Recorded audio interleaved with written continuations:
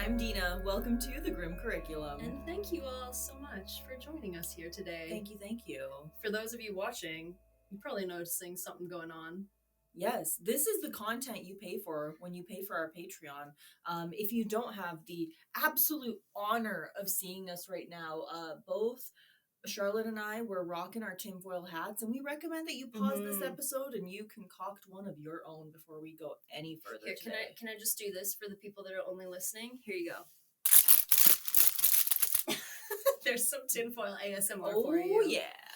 Yes. We have an extra special episode for you all today. A cherry on the Charles Manson Sunday, if you will. Yes, there is a reason we have concocted our little tinfoil hats today. Yes, we're getting into some very weird territory. Like with any of our conspiracy theory episodes, we're going to approach this all with an open mind and a grain of salt, and we encourage all of you to do the same. Maybe a handful of salt, honestly. It's going to be a lot of salt. Yeah. You guys, the research for this episode, it hurt my brain. I'm very excited because I have not read this script, so I am ready for these theories. I'm glad that you didn't, and I really like doing episodes like this because I love seeing your reactions. The one thing I will say, since we've been doing the videos of the episodes, and obviously I'm editing those as well as the audio, I have far more expression on my face than I ever thought I did, which has really made me rethink my entire life and all the interactions I've had. I am not quite as stoic as I thought I was, let me tell you. You being expressive when you hear this stuff just tells me I'm doing my job right. That's very, very true, yeah. So when I started looking into this, I was very skeptical.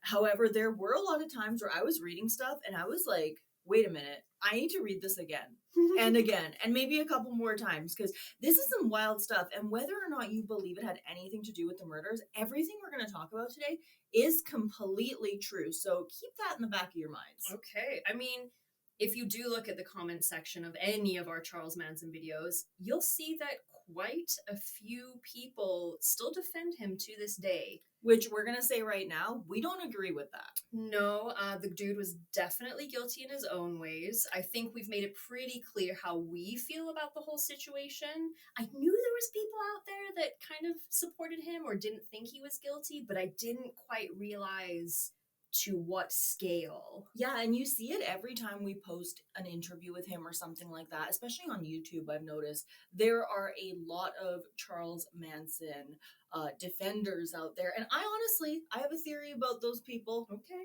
They don't know what they're talking about. Yeah, I mean, even if you read Manson in his own words, yeah, which is from the man himself, yeah, in his own words, as the title might suggest, even he is like, nah, guys, I'm pretty responsible. Yeah, exactly.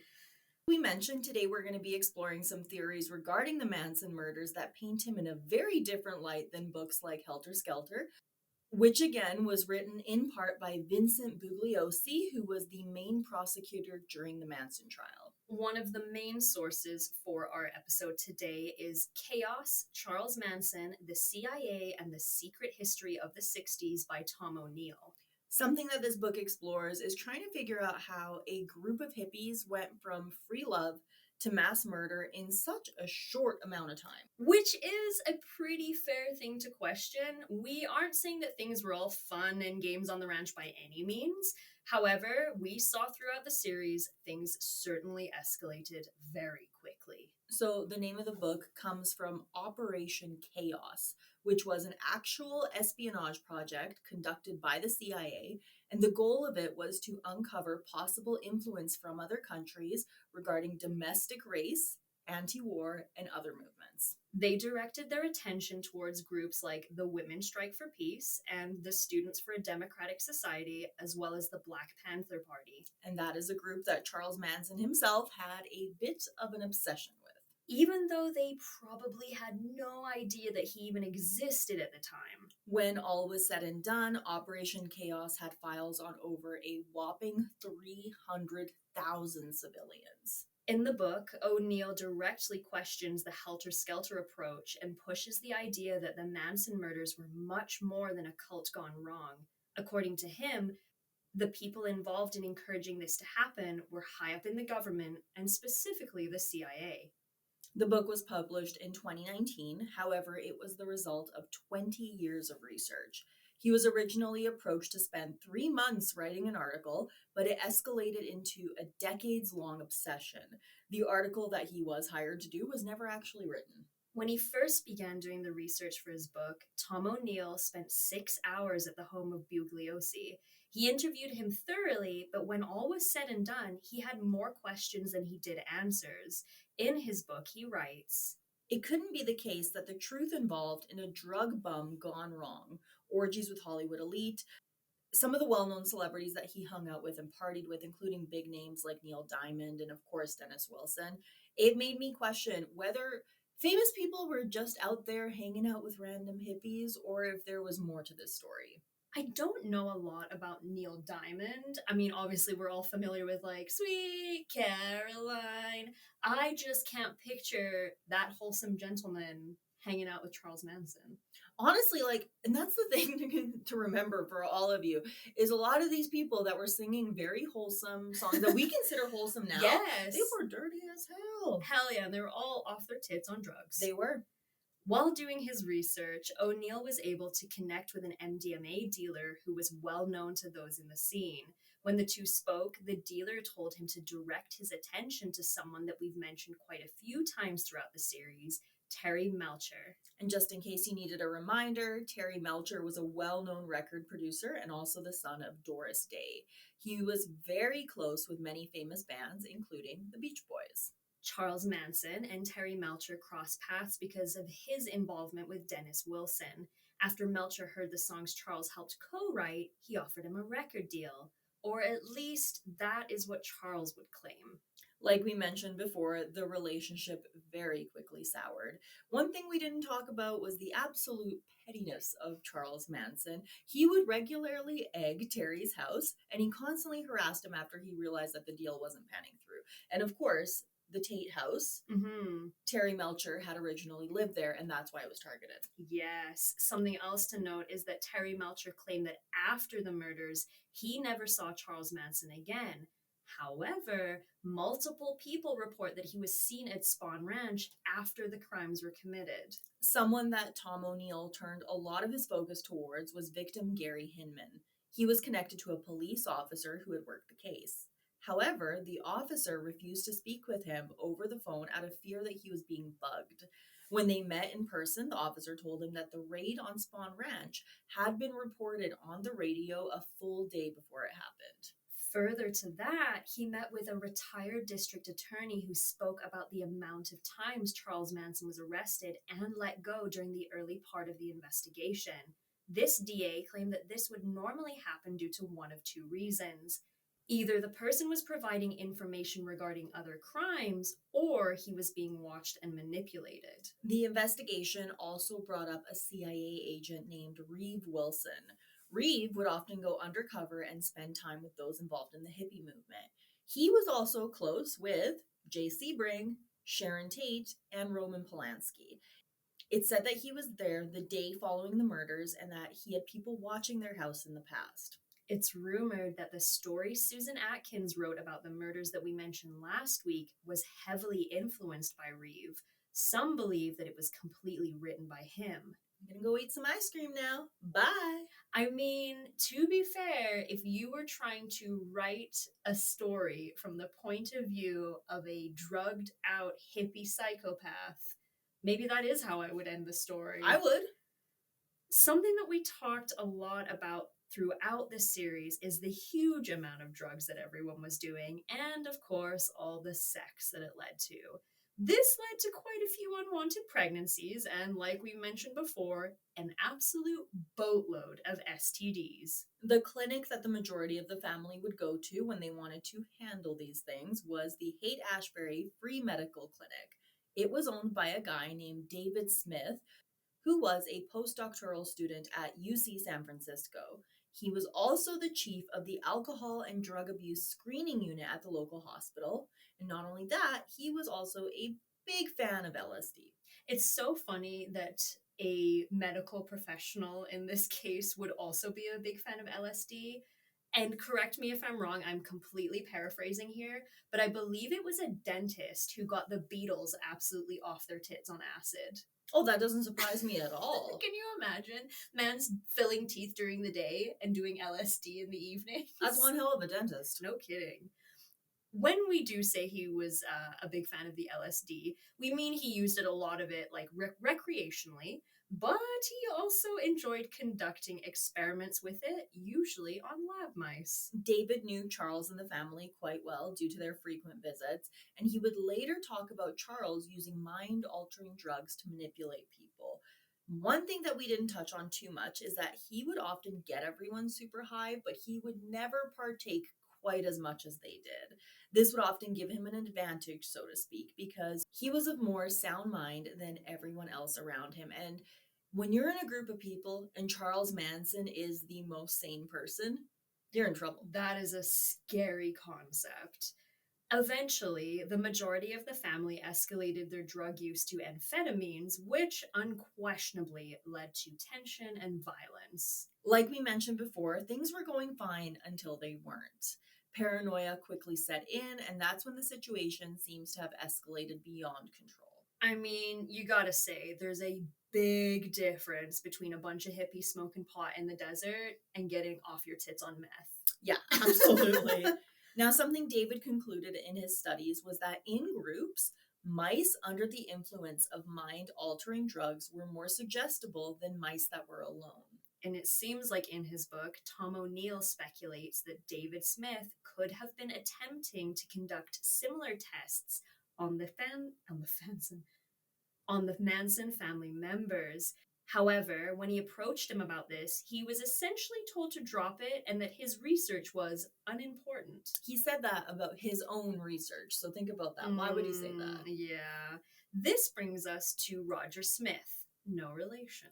Roger was Charles Manson's parole officer, the same one who let Charles have a questionable amount of freedom while he was out on parole. Because if you remember, there was a lot of out-of-state traveling and a lot of sex with underage girls. And I will say this is totally off-key, but I think Roger Smith, which some of you may recognize that name from the show American Dad, where Roger Smith is an alien who lives in the attic of a guy who works for the CIA. See, it all comes full circle. It does. Now, Roger Smith, he had his own thing going on. He called it the Amphetamine Research Project, or ARP. The difference between his and David's project was Roger openly used human subjects. His research was also funded by an organization that was revealed to be a CIA front. Of course, none of this was mentioned during the Manson trial. Tom O'Neill attempted to interview Roger Smith, but was met with aggression.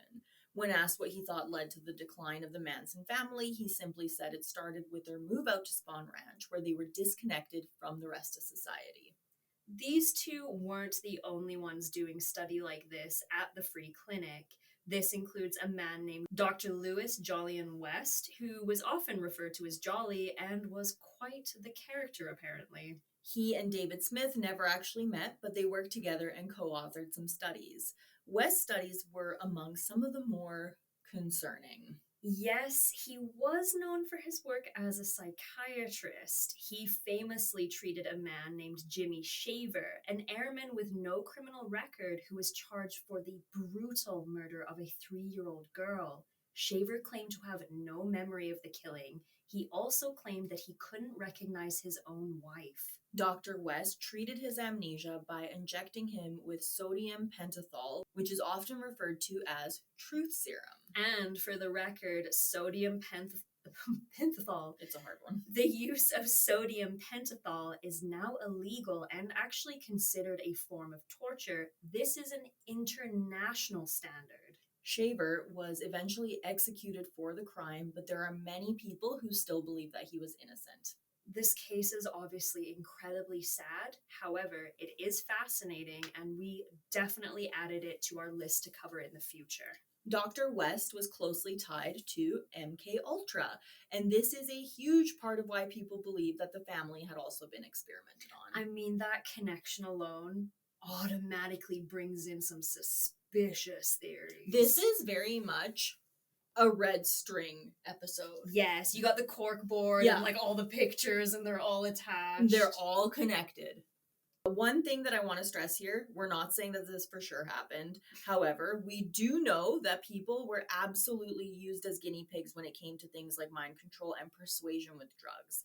This is something that the government had been involved with since the 1950s. The idea of the free clinic being used to find people to experiment on isn't that far-fetched when you consider that this would not be the first time something like this was going on. And a strange side note for all of you here, he actually did these experiments at a zoo as well. Oh. On one occasion, he injected an elephant with 2,800 milligrams of LSD just to see what would happen. It died. Yeah, its poor brain probably just was like, sorry. Bleh. Yeah. Oh my god, that makes me angry. Experiment on sociopaths. Don't experiment on poor elephants. There's so few of them. Okay, so I guess all this brings into question, was the Manson family a group of test subjects for undercover operations studying the effects of LSD on humans? Or were the murders a result of acid-fueled mind control gone wrong? It's truly something that no one really knows the answer to, but it definitely makes for an interesting theory. One of the things I took away from the series is that Manson, in his own words, paints the crimes as something that kind of just happened beyond his control, which I don't necessarily believe. But Helter Skelter takes the polar opposite approach, in which Vincent Bugliosi, he suggests that through essentially mind control, Charles Manson was able to turn his followers into basically robotic killers. Now, chaos, it throws in a whole lot of different people who I wouldn't say created the perfect storm, but definitely didn't help the whole situation. And I think the story is muddled in there somewhere in the middle. I mean, typically it is. I am somewhat of the belief that who you are and what you are capable of has not, how do I put this? It's kind of like the whole thing where it's like drunk words or sober thoughts. If you didn't have that capacity for violence already, a drug probably isn't going to change that. Probably not LSD, definitely not weed. Have you ever seen a violent stoner? Right? It's not a thing. Alcohol, absolutely. That being said, the brain is putty in the hands of the people that know how to manipulate it. And could suggestions be put in place? Absolutely. But I think it was more of a group insanity that kind of happened. Very much so. And the thing, like I said, is we know that these experiments happened. So in 1977, it was all revealed out to the public that MK Ultra was real, that all of this did happen. However, we see this group of hippies in this free clinic that just happened to be owned by these people who were doing these experiments, and they were the perfect guinea pigs. Absolutely. Another conspiracy theory regarding the Manson murders introduces another famous case, the unsolved Zodiac murders. That is a very complicated story that we will cover someday, but for those of you who aren't familiar with it, here is a quick rundown. The Zodiac murders refer to the crimes committed by a still unidentified serial killer between December of 1968 and October of 1969. The Zodiac killer murdered at least 5 people and usually targeted young couples. So how does that tie into Charles Manson? Well, first of all, the killings happened in California during the time that Charles and the fam were out and about. This theory involves claims that a relative of Abigail Folger hired a private investigator who uncovered evidence that members of the family were involved in the Zodiac murders. When asked why this was never explored, believers in this theory state that the Los Angeles DA's office conspired to hide this evidence due to lack of funds and because they were already certain Charles Manson would never see freedom again. Therefore, it was not worth it to take them further. The writer of the Zodiac Manson Connection stated, "In 1974, we had a very small family get-together. My sharp as a tack brother-in-law was there. He was assistant DA for the LA DA's office and helped prosecute Manson and others. I clearly remember every detail of our conversation in 1974. He and I were at my dining table chatting, And since I was from the North Bay area, I asked him why he thought Zodiac stopped killing and writing letters, etc., or so it seemed to me as I knew very little about the case. He leaned slightly over towards me and, in his usual still and very serious manner, told me casually, because he is in prison. I said, "How can you know that, as the authorities are still looking for him?" He then told me that if I wouldn't tell anyone while he was with the DA, he would tell me how he knew this secret information. I assented. He said that they were going through the personal effects of a male member of the Manson family and that they found the Zodiac hood, knife, and other evidence. He would not go into the other evidence. In short, they had a meeting in which a legal expert on county law and in other legal matters, he was very experienced, told them in a report he had prepared that he estimated it cost about $2 million to send the suspect to North California to be tried as Zodiac. They had spent just under $1 million, which was a world record for a trial on Charles Manson and his group. The funds were not there. The expert told them they could possibly lose him on the 2 murders they already had, but barely got him on in 71, 72, and he could possibly get off in such a liberal climate, as was found in the Bay Area. He mentioned jurisdictional disputes, and after many other reasons concerning the Zodiac evidence at that time. After this and other discussions, they decided to suppress what they had found and knew. They took the expert's advice into conservation too. D.A. Younger knew of these matters. Bugliosi, Stovitz, and others knew nothing of this, but in conversation, Bugliosi has come to believe that a Charles Manson / B.D. Bruce Davis connection to Zodiac is possible. He has written wishing me luck in uncovering the Zodiac case. My brother-in-law told me then that we have to set it so that he can never get out. That's an interesting connection. I don't know that I believe the Zodiac killer is Charles Manson, but it doesn't surprise me that he could have been involved based on the sheer amount of people that were involved in some way, shape, or form. Yeah, and that's one thing I do want to clarify is they weren't saying it was Charles. They were saying it was someone, a male member of the family, possibly Bruce Davis. Whoa. Okay. He goes on to say, he also indicated that girlfriends and wives were very tired of the Charles Manson case in that their men were working all very long hours and they were all burned out, and to think of going through an experience such as was given would be even more difficult. This was the last consideration. They felt they had this guy in for good now and that any penalty would be the same or life in prison, so they did what they did. I did not and do not agree, but it was them, not me, that did it. I had the impression that they didn't really care for the North California authorities either. That was my impression based on the way he spoke of them. I'm cutting a lot out to make this as terse as possible. But this is the essence of the discussion we had. We were always able to get along. I've always been very willing to take a lie detector test to what I have recounted. It is the truth. That's a pretty heavy conversation to be having with your brother-in-law at the dining room table. Right? I mean, that's intense. That's very Although intense. if my brother-in-law knew something, I'd be like, yeah, sure, I'll keep your secret. Tell me. Right? And Tell then me I'd turn all. around and write a book about it. Exactly. Now, his book, it was once mentioned on America's Most Wanted when they did cover the Zodiac murders. The theories presented in it have all been sadly debunked, but you can't argue. This is interesting as hell. It absolutely is, and especially when you realize that the family was also linked to some of the Son of Sam murders, but they were eventually linked to David Berkowitz. It also doesn't help that Charles Manson, as we know, really liked to talk. Chatty Charles. Oh, yes. While in prison, he allegedly told a cellmate that the family was linked to at least another 35 murders, all of which are still unsolved to this day.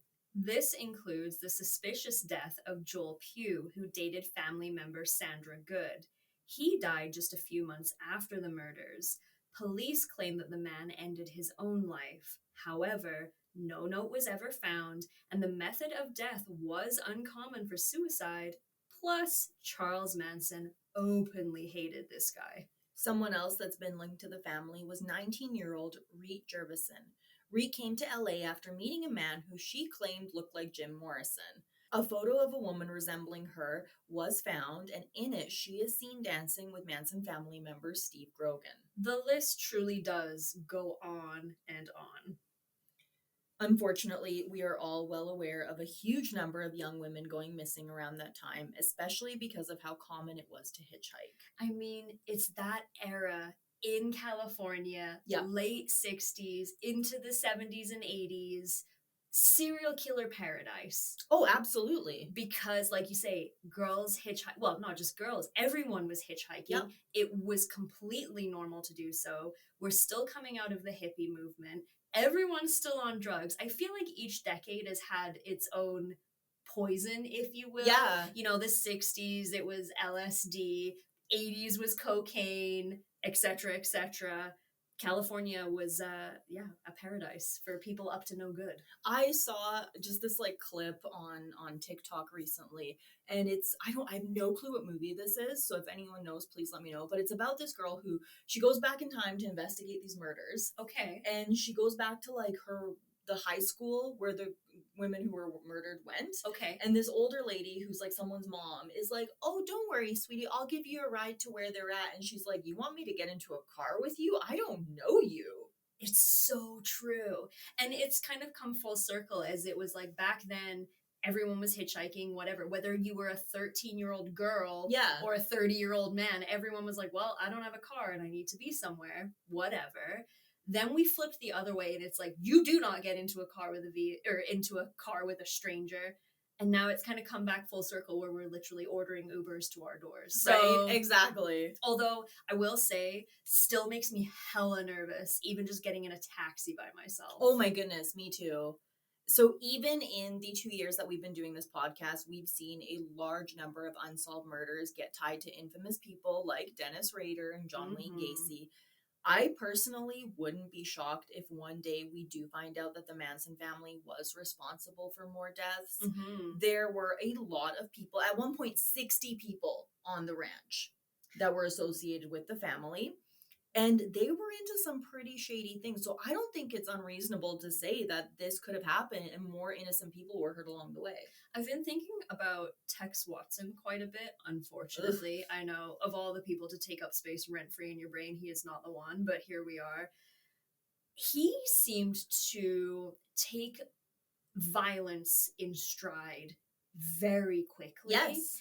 It would not surprise me if he had been involved in his own things prior to meeting with Charles Manson and the family. I wouldn't be shocked either. And the same goes for, again, you have Bruce Davis, you have Steve Grogan. A lot of these guys and some of the ladies, they were up to no good. Mm-hmm. Whether you think there's any validity to these theories or not, I think we can all agree that the entire Charles Manson story is one that certainly leaves us with many, many questions. I think a part of that is because it's hard for us to imagine what could lead a group of people to do the terrible things the Manson family did. It's human nature to try to piece it all together to make it make sense. But at the end of the day, I don't think it ever will make sense because this case is one of a kind. It's unlike anything we've ever talked about. And the unanswered questions and the lack of just sense is one of the reasons that we still talk about it. I think we're coming to a point now where even if the CIA and MK Ultra and all these theories, if the CIA was involved, anyone from the CIA at the time is probably dead now or coming up to it. The time to come out with the truth is very rapidly closing upon us. Yeah. And I don't think we're ever really going to know the truth. When it comes to the CIA, we're not going to know. All bets are off. We People only disappear. Yeah, and we only know what they want us to know. Absolutely. You best believe that when things become declassified, it's because they've already dealt with it and they're like, nah, it's not really a problem anymore. Whatever. I think if we do get any answers, especially when it comes to the last thing that we talked about here with the other murders, it's going to happen one of two ways. Either we're going to see deathbed confessions, or someone's great niece is going to take an ancestry test and then the DNA is going to be out there. Absolutely. They're going to go to 23andMe or whatever out of curiosity. Yep. And then it's going to be like, oh. Yeah, and we've seen that happen. So Many it's not times. too outlandish to think that. You know, if I wasn't so conspiracy theorist myself, and I say that like jokingly, but that's the thing. I'm very curious about my heritage. Like, I was born in England. I consider myself English. My family's English. Apart from that, I don't really think much about it. I'm very curious to know if it's like, oh, do I have any like Scandinavian? Do I have any even like Irish or Scottish or whatever? At the same time, I don't want them to have my DNA, but I'm kind of curious to know if anyone in my ancestral history has some sort of sordid past. Oh, I so want to know. I want to know, and if they do, I'm doing an episode about it. I don't give a fuck. Absolutely. Oh, man. Well, it's all very wacky and strange, and it's been 6 episodes. What a journey. What a journey. I mean, it's brought us to the end of it, dear listeners. And what a journey it's been. It has been. We hope you all enjoyed it. Like we always say, it's weird to say we hope you like what we talk about. But we hope you learned a thing or two and found this series as riveting as we have. It's been, I don't think we could have chosen a better topic for our 100th episode. And I mean, Charles Manson is Charles Manson. I recently asked on social media, who do you think is the most infamous killer or serial killer? And people still say his name, even though technically he was not a serial killer, but he's up there. That's so wild to have your reputation precede you so far that people are like, man, you've murdered 100 people. Well, in fact, he did not at all. Right? Exactly. And I mean, again, his interviews and all of the videos of him and the reaction during the trial, none of that stuff helped. Nope. And he's dead now, so whatever. As always, if you do have a case you'd like us to cover, whether that be true crime related, whether that be spooky paranormal things, whether that be cryptid, write us, tell us, grimcurriculum@gmail.com, or I should say thegrimcurriculum@gmail.com. We are now at that point in the series, the episode, where of course we're gonna shout out our beautiful patrons on Patreon. Yeah, and if you want to check out our Patreon, you should, because we have video episodes now. We've been doing that since episode 100. You get to see us and our wacky selves. There's lots of extra content. I post additional episode stuff, like of course Squeaky From's, or maybe not Squeaky From's, little story she told. But I do want to say a huge thank you, or rather we do want to say a huge thank you to our lovely patrons. A huge thank you to Atlantean Jedi, Bob, Brian, Hillary, Kevinus Musicus, Lisa, Mayhem Mudkip, and Steven Centauri. Well done, everybody. And if you are on that list and you watch the videos over on Patreon, don't critique my hat. Dina's is beautiful and mine is barely hanging in there. She did such a good job. You know what? You did the best with the tools you were given, which was 2 clips. I have a lot of hair. You do. And it doesn't, I don't know. You know what I look like? Tinfoil prison Mike, right? I kind of have like a bandana looking thing going on. Dina has a fabulous, beautiful bow. Like a, what kind of hat would you call that? Like a cloche kind of situation. This brings me back to my scene kid days. I love it. And she really pulled that together. There was no pre-planning. It looks stunning. And also, if you're on Patreon, you can see our friends back there who also decided to join in on the fun. I love it. I absolutely love it. Oh my god. I wouldn't need clips to hold this bad boy on if I had horns like our friends back there. A girl can dream. All right. Thank you all so much for listening. This has been The Grim Curriculum. And I have a Charles Manson related fact for us today. Okay. Did you know that the very famous photo of the Beatles album cover on Abbey Road was photographed the day before the Tate murders? Ooh, I did not know. Yes, I learned that very recently and I fact checked it. The Abbey Road photo was taken on August 8th of 1969, and of course the infamous Tate murders happened on August 9th. Fascinating. And that was before Yeah. they heard about Helter Skelter and all that fun stuff. Absolutely. Ugh. So, fun Manson fact to wrap it all up with. Those lucky, lucky boys. Lucky boys. Bye. Bye.